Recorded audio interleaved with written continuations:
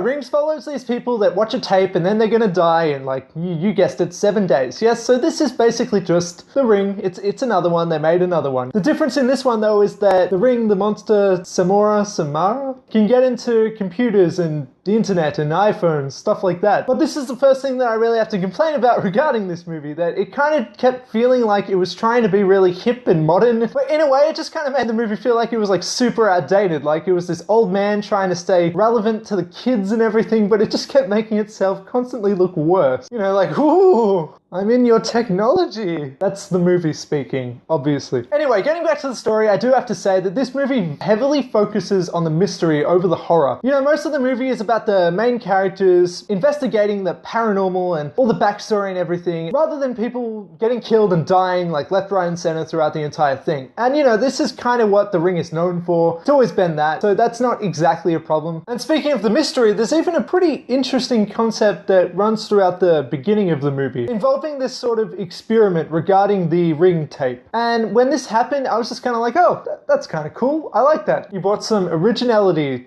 Good job, movie. But really, other than just a few creative sort of tweaks, this movie does not quite succeed. Because often it would focus on, I hate to be blunt, but boring things. You know, it would focus on a lot of long conversations about Samara, long conversations about death, long conversations about the tape, long conversations about other creepy things, long conversations about whatever, everything like that. And the thing about all of these long conversations and the backstory is that aren't we all already aware of this as moviegoers? Don't we already all know the story of The Ring? I guess we don't. I guess there's new people watching the movies that haven't seen the other ones, but it was so bad though that even during the first couple of minutes there was this extended sequence of this guy pretty much explaining like how The Ring works. And it was just, it felt very cheap, it felt very obvious. He wasn't really speaking to the other characters we were being spoken to. And it was just kind of like, really, movie? Thanks. I couldn't figure this out myself, you know? And even if you are a newcomer to the series, I feel like you could have figured it out by yourself. But you know, whatever. Anyway, I'm not gonna crap all over this movie because I have to admit, I didn't hate it. It really wasn't that bad. And the way that it was shot and the atmosphere that it obtained throughout the entire thing, everything like that, it really did seem like this movie was at least trying. And I have to appreciate it for that. It wasn't completely soulless. But despite that, I do have to say that there really was not much new when it came to story or characters or anything like that. You know, at times it felt like other movies. It felt like It Follows, it felt like Don't Breathe, it felt like the original Ring, and it felt like pretty much any other generic horror movie that's ever existed. The thing is though, that this movie had all of these aspects from these other movies, but it never really had like its own meat. Only the kind of skin was new. Like everything that was new was superficial. Maybe that was a weird analogy to use, I don't know. But it just felt like more of the same old thing that we've seen before, you know, with a new coat of paint on it.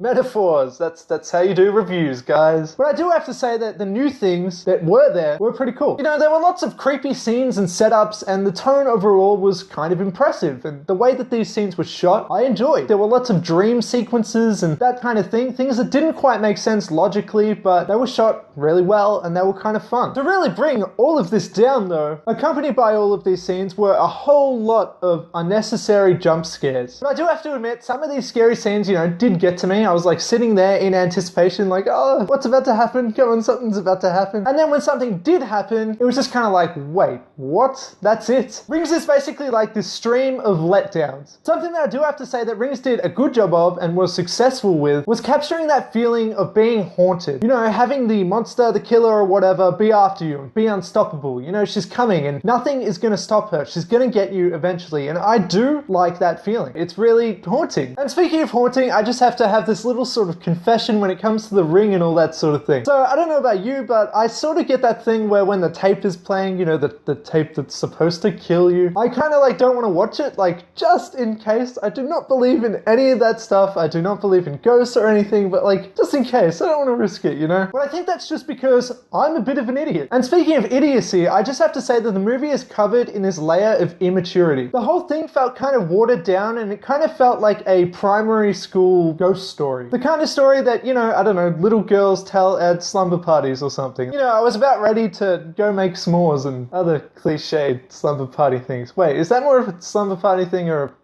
camping thing, who knows? Anyway, but it was like this because the story was very formulaic. That's a hard word to say. The scares were not very effective to somebody who has seen like one horror movie in their entire lives, and the characters just did not feel like real people at all. In fact, it was pretty extreme how much of an archetype they all were. You know, you get all your horror movie character tropes. There's the main girl who's just like the main girl. She's kind of endearing, I guess. You're rooting for her and stuff. There's the boyfriend who's just the boyfriend, and that's about it. That's his entire role. There's the older sort of character who helps out a little bit, and there's the creepy-ish old lady who explains some of the backstory. I'm sure there are other stereotypical characters in it, but I just can't think of them, like, at the moment, but it's pretty unbelievable. Something else that I have to say about this movie and regarding all of these characters was that this movie was just really slow and, you know, kind of boring and everything. I would say that the first half is a lot stronger than the second, but the fact that I had to pee throughout the second half probably didn't help. I admit, I kind of just sat there like, come on, end, please end.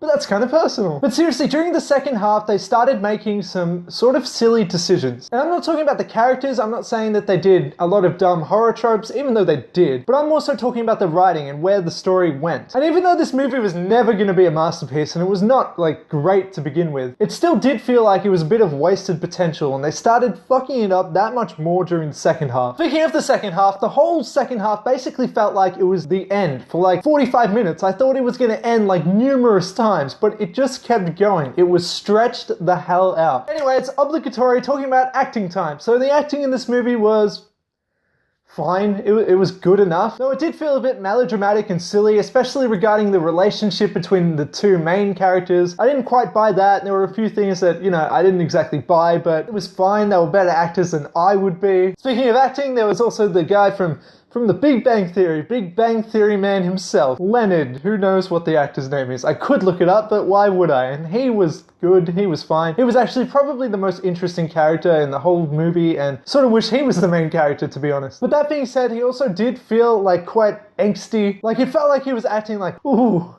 this is such a serious role, I'm so dark. It kind of felt like he was doing that throughout the whole thing. Those were my impressions anyway. Anyway, Rings was competent, it was really well shot, surprisingly, and I kind of liked it. It could have been a hell of a lot better, don't get me wrong, but it could have been worse. It definitely did have some creepy imagery and scenes, and it had quite a lot of actual creative takes regarding the supernatural. There really was stuff to like in Rings, even though overall it wasn't that great. If investigating the paranormal is your sort of thing, if you think that's interesting, you just might like it, but really this is just not something that you like absolutely need to see. You could probably die without having seen Rings and you'll be fine. I mean, you'll be dead, but you'll be fine. I would rate Rings 6 out of 10, I guess. I mean, that's a fair rating, right? It was alright. A 6.